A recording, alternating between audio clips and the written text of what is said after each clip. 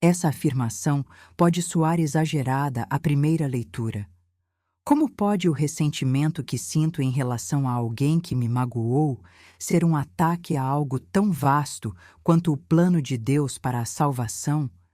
Isso não parece uma conexão muito distante? Guardar mágoas é um ataque ao plano de Deus para a salvação. A lição 72 responde essa pergunta com uma clareza que, se seguirmos até o fundo, muda completamente a maneira como entendemos o que são as mágoas, o que são as pessoas e o que é Deus. Não se trata de culpa. Não se trata de fazer você se sentir mal por ter ressentimentos. Trata-se de ver com honestidade o que realmente acontece quando você se apega a uma mágoa e depois escolher algo diferente. O curso começa estabelecendo algo que já exploramos em lições anteriores. O plano do ego para a salvação é o oposto do plano de Deus. Mas hoje vai mais longe. Não são apenas opostos. O plano do ego é um ataque ativo e deliberado ao plano divino. Como esse ataque funciona? Através de uma inversão. O ego toma os atributos de Deus e os assume para si, enquanto atribui a Deus as características do ego. O desejo fundamental do ego é substituir Deus, e a mágoa é uma de suas ferramentas mais eficazes para isso. Por quê? Pense nisso. Quando você tem uma mágoa com alguém, o que exatamente te incomoda? O curso faz essa pergunta diretamente. As mágoas não estão sempre associadas a algo que um corpo faz? Alguém disse algo que não te agradou. Alguém agiu de uma forma que te ofendeu. Alguém te decepcionou com seu comportamento. Em todos esses casos, o que você percebe é o corpo dessa pessoa. Suas palavras, suas ações, seus gestos.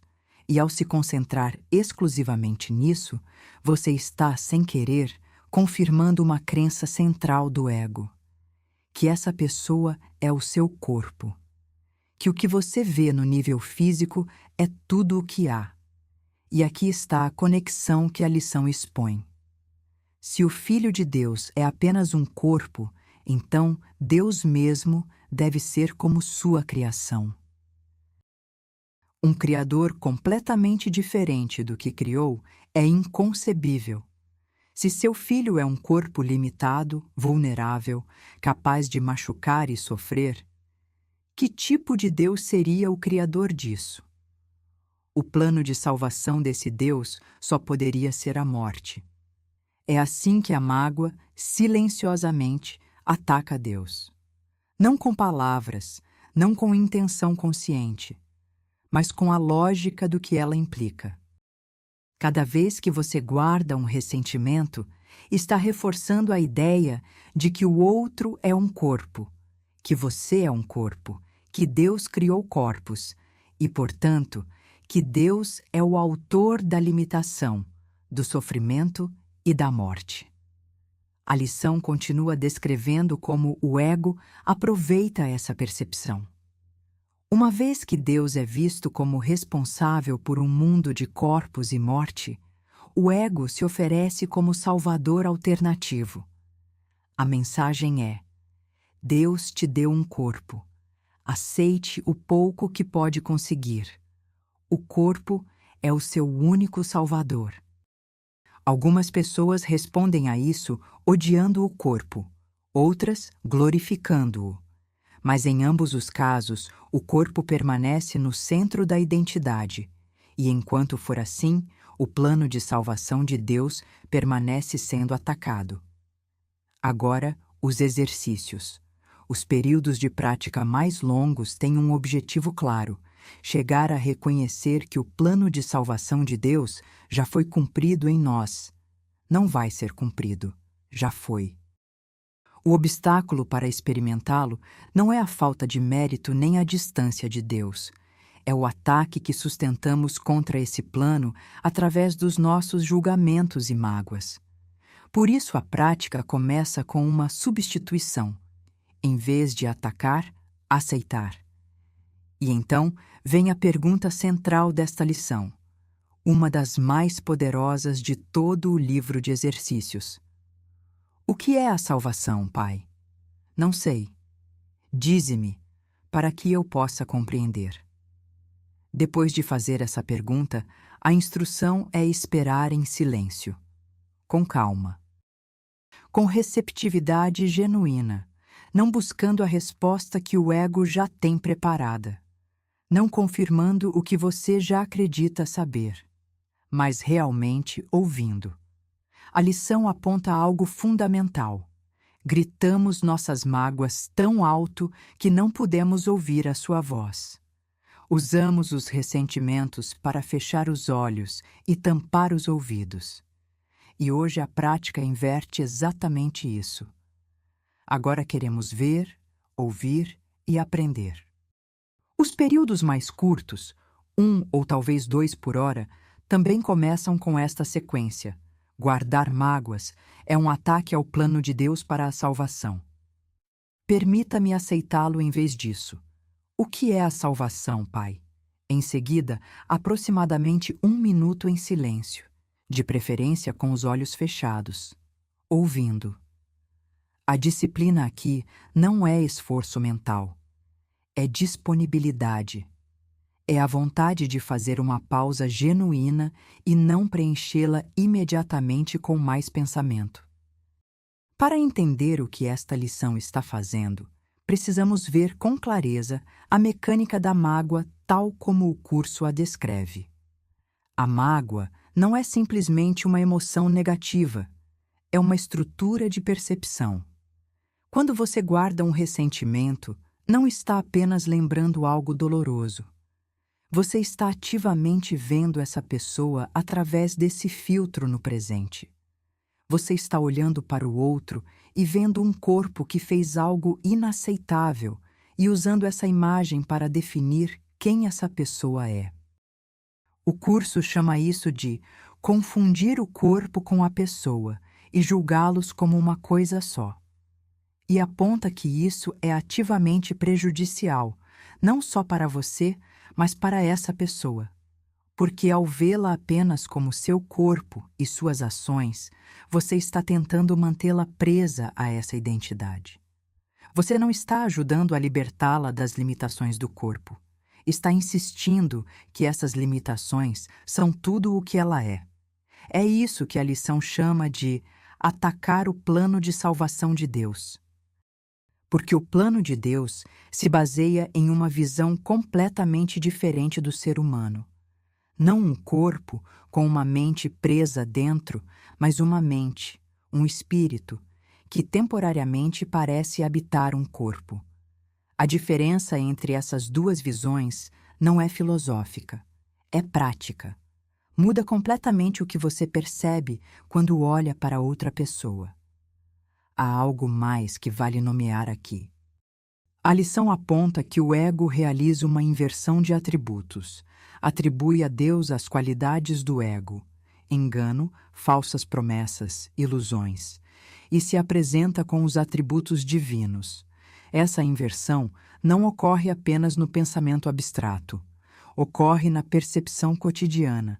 Quando o mundo parece confirmar que Deus está ausente, indiferente ou diretamente responsável pelo sofrimento, essa é a inversão funcionando. E a mágoa é o que a sustenta.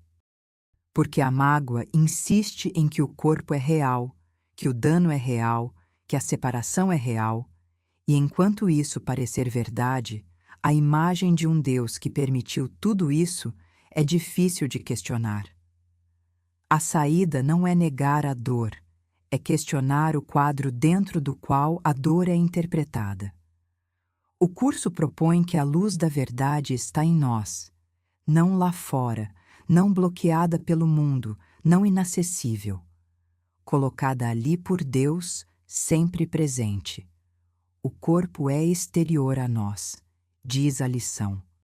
E o que realmente somos não está limitado por ele.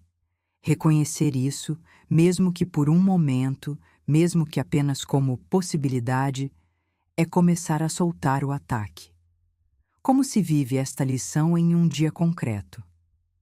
Começa observando, não com autocrítica, mas com curiosidade honesta. Contra quem você tem mágoas agora? Não precisam ser grandes, podem ser pequenas, a pessoa que te interrompeu, o familiar que não entende, o colega que agiu de má fé. Essas também contam. Agora veja o que exatamente você tem em mente quando pensa nessa pessoa. O que você vê? Quase com certeza, você vê um comportamento, uma ação, algo que o corpo dela fez, disse algo, fez algo, deixou de fazer algo. E você está usando isso para definir quem ela é. A prática de hoje é introduzir uma pergunta antes de continuar com essa cadeia de pensamento. Isso é tudo o que essa pessoa é? Você não precisa ter a resposta. Só precisa ser honesto quanto ao fato de que a resposta que você já tem, sim, é isso que ela é, e por isso me magoou. É uma construção do ego, não uma verdade. E então, no momento da prática curta, você faz a sequência completa. Nomeia o que está acontecendo. Estou guardando uma mágoa. Reconhece o que isso implica. E então faz a pergunta com genuína abertura. O que é a salvação, Pai? Não sei. Dize-me para que eu possa compreender. 1 minuto de silêncio real, sem forçar nenhuma resposta. Sem avaliar se funcionou, só esperar com disposição. Se em algum momento durante o dia você sentir que a confiança vacila, se o exercício parecer muito abstrato ou a situação muito difícil, a instrução da lição é simples. Repita a pergunta. Lembre-se de quem você está perguntando. O Criador infinito que te criou à sua imagem. A resposta existe, só precisa ser ouvida. Há também algo importante sobre o momento de aplicação. Quando uma mágoa surge durante o dia, não após a meditação matinal, mas no meio de uma conversa difícil, num flash de irritação, esse é exatamente o momento para usar a prática. Não depois, quando você já estiver calmo. Ali. Guardar mágoas é um ataque ao plano de Deus para a salvação. Deixa-me aceitá-lo em vez disso. Não como supressão do que sente, como escolha do nível em que quer responder. Há algo que esta lição expõe que merece um momento de honestidade pessoal. A maioria de nós sustentou certas mágoas por tanto tempo que já não as reconhece como mágoas. As integramos à nossa maneira de ver o mundo. São parte da história que nos contamos sobre nós mesmos, sobre os outros, sobre o que é possível ou impossível nos nossos relacionamentos. E essa história tem um custo silencioso, não apenas em paz de espírito, embora esse custo seja real e enorme, mas em percepção. O que acreditamos ver está filtrado pelo que já decidimos acreditar. Se tenho uma mágoa não resolvida com uma pessoa, não estou vendo ela. Estou vendo minha mágoa com o rosto dela por cima. O curso diz que gritamos nossos ressentimentos tão alto que não conseguimos ouvir a voz da verdade. Isso não é uma metáfora abstrata. É uma descrição bastante precisa do que acontece internamente quando a mente está cheia de julgamento. Há um ruído constante. Um monólogo que se repete, que avalia, que acusa, que se defende. E nesse ruído, a possibilidade de uma percepção diferente simplesmente não encontra espaço.